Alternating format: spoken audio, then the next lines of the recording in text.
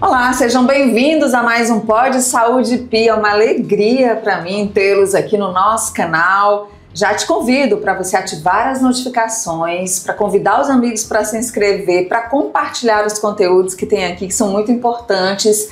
E a gente constrói esse conteúdo com muito carinho para você acompanhar aqui no nosso canal, tá bom?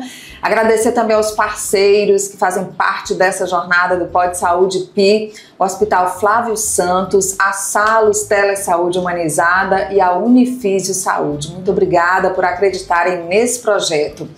Pessoal, nós trouxemos hoje um tema que é muito importante e presente, cada vez mais presente na vida da gente, principalmente porque as pessoas estão apostando mais no estilo saudável de viver e a atividade física faz parte dessa jornada, desse estilo saudável de vida, né? O problema é que muitas vezes as pessoas começam a praticar atividade física e não tem aquela orientação devida e acontecem as lesões. As lesões estão muito presentes em pessoas que estão fazendo atividade física sem a orientação de um profissional. É sobre esse assunto hoje que nós vamos conversar com a nossa convidada, que é a doutora Denise Freire, que é médica ortopedista. Olá, doutora Denise, obrigada pela presença. Tudo bem, muito prazer estar aqui, obrigada pelo convite. É um prazer também receber para a gente falar um pouco e aprofundar também nesse tema, trazer as nossas experiências pessoais. Eu acho que muita gente pode estar, né, se identificar também com as nossas experiências. Bom, primeiro vamos falar sobre quais são as lesões mais frequentes nos atletas, que podem ser até os atletas profissionais também, como a gente que faz atividade física e muitas vezes acaba se lesionando. Então, a atividade física, tanto para atletas amadores como os profissionais, esporte, musculação, crossfit, elas têm o risco de causar lesões osteomusculares. A gente pode ter as contraturas musculares, contusões, as distensões musculares, os traumas musculares de um modo geral, as entorses que envolvem traumas ligamentares, com estiramento, rupturas que podem ser parciais ou totais, e até traumas mais graves, como as luxações, que é a perda da congruência articular, fraturas, dentre outras. São muitas, são né? muitas. São muitas. São muitas, mas não se assuste com esse muitas, porque assim, os benefícios da atividade física sempre são superiores, que é para aquela atividade que é para trazer benefício, ela realmente traga só os benefícios. Doutora Denise, quais são os esportes que podem trazer essas possibilidades de lesões, os mais frequentes? Os esportes coletivos, como futebol, basquete, vôlei, eles têm um risco um pouco maior de causar lesões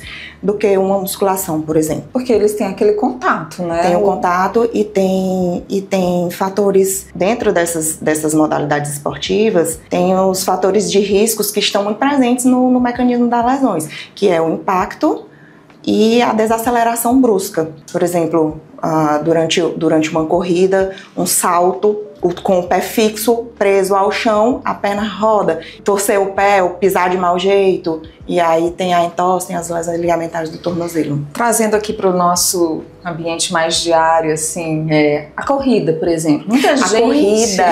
Pois é. E muita gente começa a correr, né? Eu vou começar a caminhar, não, agora eu vou começar a correr. E aí eu queria falar um pouco sobre isso. É muito bom falar da corrida, porque a corrida ela tem um componente do prazer que quem corre, quem se apega a essa modalidade, faz com que ele queira sempre mais e extrapolar, né, exagerar. E aí a corrida ela é uma atividade de alto impacto, e que exige muito das articulações, e que se ela não for feita, se não tiver um fortalecimento muscular associado, se não tiver um acompanhamento associado, e se tiver o exagero, né, da prática, pode ter... Quais são as lesões mais frequentes para quem corre?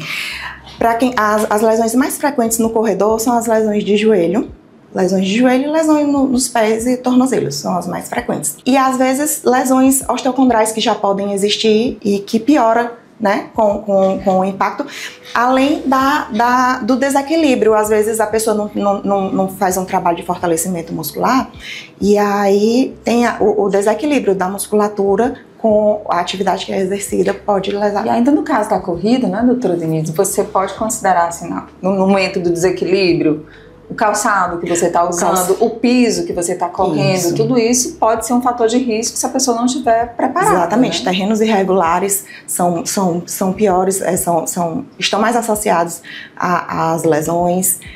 O calçado adequado é importante porque assim, você pode, por exemplo, você pode ter o tênis mais tecnológico para correr, mas aquele tênis para musculação que não exige um amortecimento, exige sim uma estabilidade, ele já não é tão bom, ele é caríssimo, tecnológico, mas voltado para uma atividade específica que é a corrida.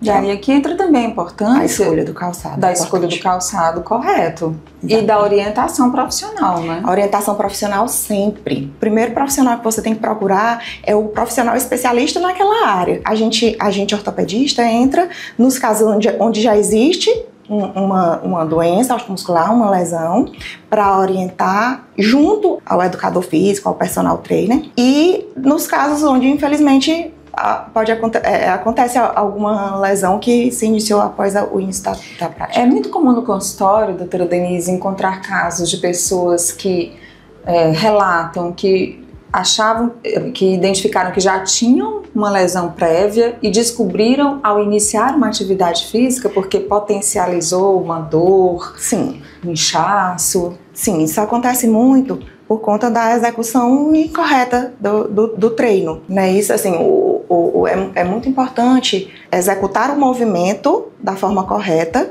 focando no grupamento muscular que precisa ser trabalhado. O que mais previne lesão, assim, o principal fator para prevenir lesão é o conhecimento. Quando você sabe o que deve fazer, o que não deve fazer, a forma correta de executar o exercício, você já ganha bastante na questão de estar se prevenindo. Eu sou paciente. Cheguei ao consultório relatando que tive dor no joelho depois de uma corrida, depois de fazer um treino de musculação errado.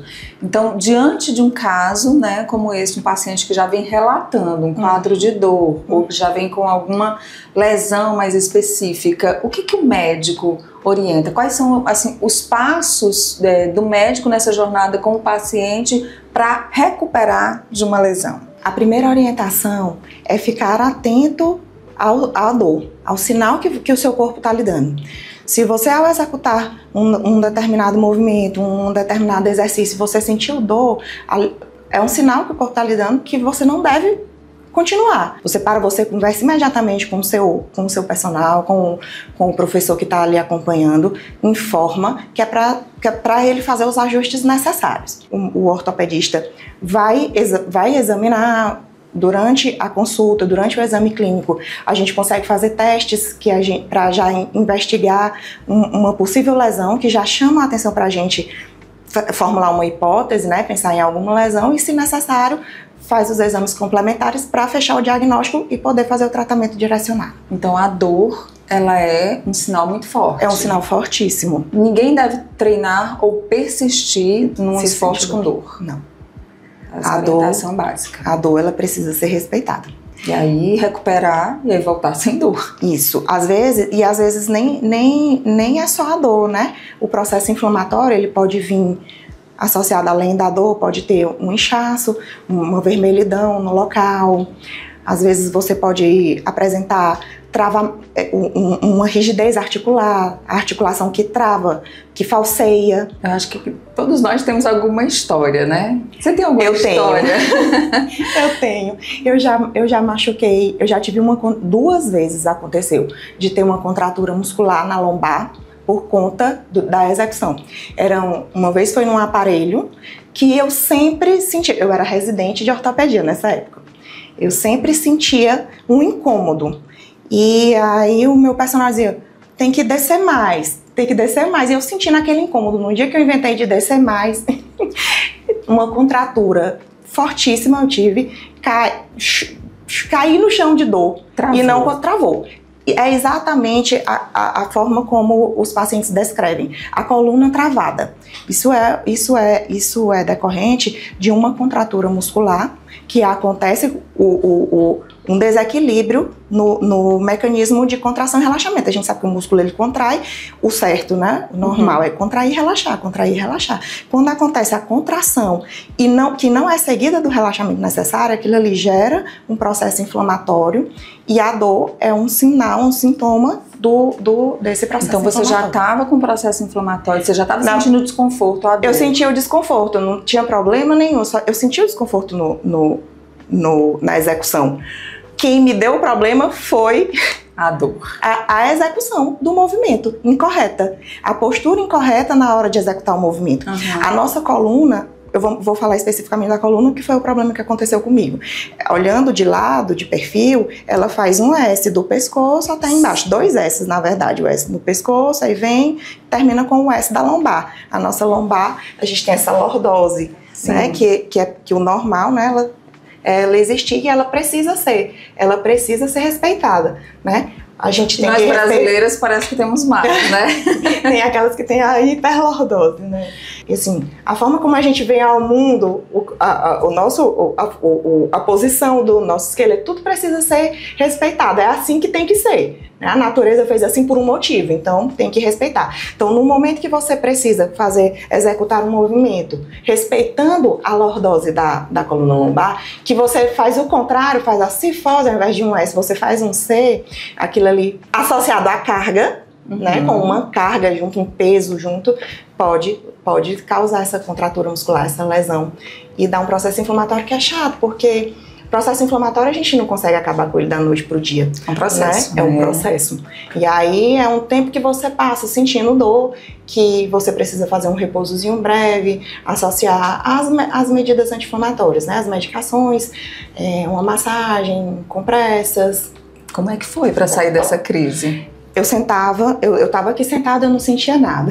Quando eu ia levantar, eu não conseguia esticar minhas costas. Eu saía caminhando assim, ó. Com as costas dobradas. Aí de pouquinho eu ia levantando. Mas assim, eu não parei. Eu não fiz a fisioterapia que a gente prescreve, né? Que ajuda bastante. Fisioterapia é uma aliada muito importante dos ortopedistas. E aliás, a fisioterapia, só abrindo aqui um parêntese, muita gente acredita que é muito lento, mas é o que ajuda demais, né? Ajuda muito. Sem ela seria pior. Sem ela seria É como eu escuto às vezes. A doutora tomou esse remédio, mas ele não tá adiantando nada. Porque a pessoa quer tomar o remédio e quer que pronto, aquilo ali resolve o problema dela de uma vez por todas. Eu tive uma contratura, vou tomar aqui um anti-inflamatório e vou ficar boa. Não é assim que funciona. É um processo. Bom, a gente falava agora há pouco de alguns esportes e você falava do CrossFit. E durante muito tempo o CrossFit é bem polêmico. E aí é muito em função de cargas, né? Porque quando você olha um atleta ou uma pessoa que pratica o CrossFit, você vê muito coisa do peso, o pneu que levanta, a corda que vai dizer aí, muito peso. Então, dá para entrar nessa polêmica? Como é a orientação do médico ortopedista para aquela pessoa que pratica o CrossFit? O CrossFit, ele não é uma, assim, eu particularmente não vejo o CrossFit como um vilão, né? Até porque eu não quero que os crossfiteiros tenham raiva de mim. Mas, assim, eu não vejo o CrossFit como um vilão, falando sério mesmo. Não é um vilão. Agora, tem que tomar muito cuidado, né? É um esporte, o CrossFit é um esporte. Diferente da musculação, que é um treinamento com um objetivo específico de ganho de massa muscular, de emagrecimento, o CrossFit não. O objetivo do CrossFit é ficar bom no esporte, né? Evoluir dentro do esporte e conseguir executar os movimentos do CrossFit, vencer as competições que existem no CrossFit. Então, tem isso, né? Do impacto de atividades de alto impacto, pular em caixa, né? E da carga associada e da vontade de crescer no esporte e vencer as competições. né? Tem muito assim, da superação, eu quero me superar. É um atleta, né? Aí acaba que desrespeita os limites do corpo. E como né? todo atleta de, por exemplo, alta performance, quando a gente fala de atleta profissional, tem até algo que diz que o uniforme do atleta profissional é a dor, né? Porque ele vai colocar o corpo ali sempre naquele limite, né? E muitas vezes além do limite, né? Exatamente. Doutora Denise, qual a importância, por exemplo, do aquecimento bem feito, do alongamento, se é necessário, antes da prática de qualquer atividade? Tanto o aquecimento quanto o alongamento, eles têm um benefício. Não vou falar de ganho muscular, não é o sentido. O sentido mesmo é com relação às lesões. Okay. O aquecimento, ele aumenta o fluxo sanguíneo nos músculos, né, na musculatura que vai ser trabalhada, e prepara aquela musculatura para a carga que vem. E o alongamento, ele melhora a flexibilidade, a amplitude de movimento para você conseguir executar o movimento de forma completa, adequada, até para você também ter os ganhos que você busca. Então é essencial você alongar e você aquecer antes de iniciar qualquer atividade física. Principalmente para quem está iniciando. Doutora, e quais são os tratamentos mais comuns, os mais indicados, né? Desde os mais leves até aqueles que podem evoluir para um tratamento mais a médio e longo prazo? Em ortopedia, a gente fala em tratamentos conservadores, que são os não cirúrgicos, e os tratamentos cirúrgicos. Cirurgia, as indicações para cirurgia, elas são muito precisas, e cirurgia só se é indicada quando é extremamente necessário. Os benefícios precisam superar os riscos inerentes a uma cirurgia. Então, sempre que possível, a gente opta pelo tratamento conservador, ou pelo menos inicia pelo tratamento conservador para posteriormente realizar uma cirurgia, a não ser que sejam cirurgias de urgência e emergência. Então, com relação a tratamentos não cirúrgicos, tem as medidas anti-inflamatórias, né? Como eu já havia citado. A gente usa muito um protocolo PRICE nas entorses, nas contusões musculares, né? Que envolve, PRICE é uma sigla para, em inglês, né? Protection, Rest, que é descanso, ICE, que é a crioterapia, as compressas geladas, Compression e Elevation. Os traumas em membros inferiores, eles podem evoluir com aquele edema, e aí a gente mantém uma elevação que é para a gravidade ajudar no retorno e na diminuição do edema. Então, a gente usa muito o PRICE nas lesões, e as medicações, né, os anti-inflamatórios, tanto os corticoides, que tem injetáveis, orais, os anti-inflamatórios não esteroidais, repouso, a fisioterapia, e aí dentro da fisioterapia, o trabalho que eles fazem anti-inflamatório, analgésico, como também ganho de amplitude de movimento, mobilidade articular, né? Retorno da mobilidade articular, as compressas, as massagens, tudo isso a gente pode estar utilizando. Muito bem. E a pacientes, eu imagino, que chegam lá com as lesões justamente com a pressa de se recuperar, né? Achando que assim, eu vou ficar bom em quanto tempo, doutor? Vou ficar bom, tem muito isso? E acham que é só que a gente vai fazer, que é a gente que vai resolver o problema, quando muitas vezes depende assim, principalmente do paciente, né? De ele seguir as orientações, de ele fazer a parte dele. Olha, e é verdade isso que a doutora Denise está falando. Agora, ela falou de algo que ela sofreu, né, dessa contratura muscular na lombar, e eu lembrei, por exemplo, da dança. Olha só, eu estava numa aula de dança, e eu fui, e o joelho não foi. Fez aquele toque. E eu achava, não, foi algo simples. No outro dia, uma dor leve, fui ao ortopedista, fiz o exame que acusou um estiramento do colateral medial, que é um ligamento que a gente tem no joelho. Bom, gente, isso faz 7 anos. E aí de uma coisa foi evoluindo para outra, o joelho foi ficando instável, desestabilizou o outro, afeta o outro ligamento, afeta aí vai o desgaste da articulação, ou seja, algo que inicialmente parecia uma coisa simples, que 10 sessões de fisioterapia resolveriam em mais um anti-inflamatório, e isso já faz 7 anos, e já foram muitos corticoides, e já foram muitas fisioterapias e hidroterapias e tal. Então tem esses casos, né, que acabam cronificando. E eu digo, doutora Denise, para você que está acompanhando a gente, que realmente isso é muito importante, ou seja, depende muito do paciente. Eu fiz minha parte muitas vezes, mas fazendo aqui a minha meia-culpa, eu acho que muitas vezes eu deixei de fazer a minha parte. E aí quando a gente fala, por exemplo, de movimento, né? Hoje é muito indicado o movimento, a atividade física como remédio também, né? Sim. A nossa musculatura é quem movimenta o nosso corpo, né? É quem mantém a gente, quem mantém o nosso equilíbrio, quem mantém e que é responsável pelo movimento. Às vezes, você sente dores crônicas por conta de um desequilíbrio da musculatura, de uma postura ruim, desequilíbrio da musculatura. Por exemplo, pessoas que passam muito tempo sentado, dirigindo trabalho como motorista, que passam muito tempo, que não trabalha essa musculatura, não faz esse fortalecimento muscular, sente dor. Eu já ouvi vários relatos. Eu também, pronto, outra coisa que acontecia comigo. Eu trabalhava no interior, dirigia muito e nessa época eu estava sedentária, não estava praticando nenhuma atividade física. E eu sentia muita dor na coluna, muita dor nas costas. Chegava em casa, minha coluna estava pegando fogo, aquela dor queimando.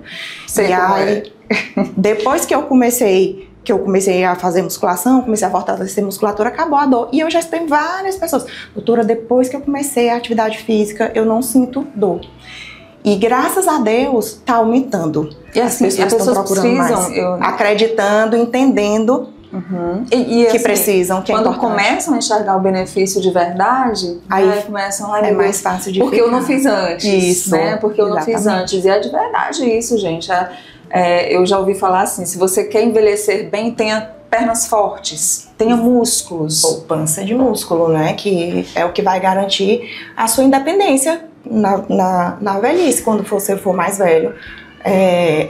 São os ossos fortalecidos, a musculatura fortalecida que vai garantir a sua independência. A atividade aeróbica é muito importante para o fortalecimento ósseo, né? A atividade aeróbica, ela é muito bom para prevenir doença cardiovascular, mas para articulação, às vezes, por exemplo, uma corrida, para quem tem problema no joelho, no pé, não é tão bom. Mas a gente continua orientando fazer a atividade aeróbica, só que procurando atividades que não tenham impacto. Por exemplo, atividades na água, hidroginástica é uma atividade aeróbica, bicicleta. O Pilates é excelente, a gente não falou do Pilates. Vamos falar do Pilates, então. O Pilates é uma atividade, né, que movimenta, que promove assim, o alongamento e que traz um benefício também muito grande, né? O Pilates, ele reúne tudo que tem de melhor que a gente precisa para essa saúde das articulações, da musculatura, né? Que é o alongamento, o fortalecimento muscular e o trabalho respiratório. Eu já fiz Pilates. A gente sai suado do Pilates, viu? Se treme todo. Ganha músculo, é pesado. Ganha alongamento. Quem pensa que Pilates é coisinha simples e básica, porque né? Não vê aquele monte de peso que vem na academia, mas é bem pesado. E é uma atividade muito bacana. É excelente. É algo realmente muito bacana. Doutora Denise, eu queria falar um pouco sobre o atendimento, o teleatendimento, né? A gente está falando aqui. A gente fala da Salus aqui, que é a nossa parceira, que investe muito, né, na telesaúde humanizada. Como é um atendimento sem o contato físico com o profissional e do paciente, né, por telechamada, para um ortopedista? Como é que acontece esse processo? Nádia, o teleatendimento para ortopedia é excelente. É mesmo? Por quê? A gente está falando de pessoas que precisam de uma consulta com ortopedista. Essas pessoas, na grande maioria das vezes, ela tem um problema de mobilidade, uma dificuldade para se locomover por alguma limitação física, né, de um trauma ou de uma doença que cause dor ao se locomover. E além dessa dificuldade na mobilidade, também tem a questão da gente conseguir abranger pessoas que estão em áreas mais remotas, que não têm acesso aos especialistas. O especialista não está lá presencialmente na cidade dela, ela tem acesso. A gente consegue fazer muita coisa em uma teleconsulta. A gente consegue fazer um exame, uma inspeção, né? Que todo o exame clínico, ele começa com a inspeção. Sim. Só com a inspeção a gente consegue, estática e dinâmica, o paciente parado, o paciente se movimentando, a gente consegue ter uma noção do que ele tem de limitação. Ali você tem alguém sempre do lado do paciente para te ajudar em alguma coisa? Sim, durante os teleatendimentos tem a enfermeira da unidade, que ele esteja, seja uma UBS, seja uma unidade mista ou uma clínica. A gente de exames que ele já possa ter, já envia também? Já envia, e aí, dependendo da análise do exame clínico que eu fiz, eu posso sentir a necessidade de complementar a avaliação com algum exame de imagem, por exemplo, ou exame laboratorial, e aí eu posso solicitar, ele retorna, me mostra tudo da casa dele, né, do local dele, sem precisar se deslocar, e aí já institui um tratamento, e é muito bom também para o acompanhamento pós-operatório. O acompanhamento, a gente consegue ficar mais próximo ao paciente. Acho que esse é o grande lance, né, do teleatendimento. É muito você legal. Agiliza. Você humaniza, porque você, mesmo estando longe, você tem aquela coisa personalizada, né? Aquele olhar personalizado. E é algo, acho que veio para ficar, né, doutora Denise? Essa foi um ganho para todos, né? Essa permissão, né, do CFM permitir a telemedicina, né? Legalizar a telemedicina. E aí eu queria que você contasse pra gente, assim, um caso que foi marcante, né? Algo que você... pode ser do consultório, não precisa ser do teleatendimento, mas como profissional, ortopedista, eu imagino que tem aqueles casos também que vocês assim, poxa, que bom que esse paciente evoluiu, do paciente chegar e dizer assim, doutora, muito obrigada, porque eu consegui, nós conseguimos juntos. Eu me sinto frustrada quando eu consigo identificar um problema, que é um problema que dá para resolver, entende? É um problema assim, que é tranquilo de resolver, assim, tranquilo e não tanto, porque dá trabalho, mas dá para resolver, o que importa é que dá para resolver. Por questões financeiras, às vezes por falta de tempo, não importa o motivo, ele não consegue aderir e aí a gente não consegue ter resultado. Isso aí é muito frustrante. Então, qualquer tratamento que a gente institua e que o paciente retorna, referindo a melhora, agradecendo, todos esses são marcantes. Aqueles que você leva para a vida, né? Exatamente. Aquece o coração do médico, né? Que o médico quer, né, é que o paciente melhore. O paciente chega no consultório também querendo melhorar. Exatamente. Então dá tudo certo, é muito bom. E eu sempre faço questão de parabenizar aqueles que seguem as orientações direitinho, porque não é fácil. A mudança de estilo de vida não é fácil, né? Perder peso não é fácil. Se é uma atividade física para a pessoa que nunca fez, ou que não tem ali próximo a ela, e que trabalha muito. É desafiador. É muito desafiador, não é fácil. E aí eu admiro muito, eu me sinto muito feliz quando consegue e vê os benefícios e tem a melhora ali. Se sente realizada, né? É isso, gente. Eu queria agradecer a doutora Denise Freire, médica ortopedista, conversando hoje com a gente, principalmente, né, sobre essas lesões causadas por atividades físicas. Obrigada pela presença aqui. Eu que agradeço. A grande importância das nossas conversas, das conversas que você tem com os outros profissionais que você traz, é a promoção da saúde. Parabéns. Obrigada, doutora. Parabéns também pelo seu trabalho, viu? Por ajudar tantas pessoas nessa sua jornada. Obrigada. Tá? Gente, obrigada pela audiência em mais um episódio do nosso Pod Saúde Pi. Agradecer sempre aos nossos parceiros, né, que nos ajudam a colocar esse projeto no ar, a Salos Telesaúde Humanizada, o Hospital Flávio Santos e a Unifis de Saúde. E a gente se encontra no próximo episódio, lembrando que é muito importante que você compartilhe esse conteúdo, que você dê um like para ajudar o nosso canal, que você se inscreva, ative as notificações, convide os seus amigos para se inscreverem. Grande beijo para você, até a próxima. Tchau, tchau.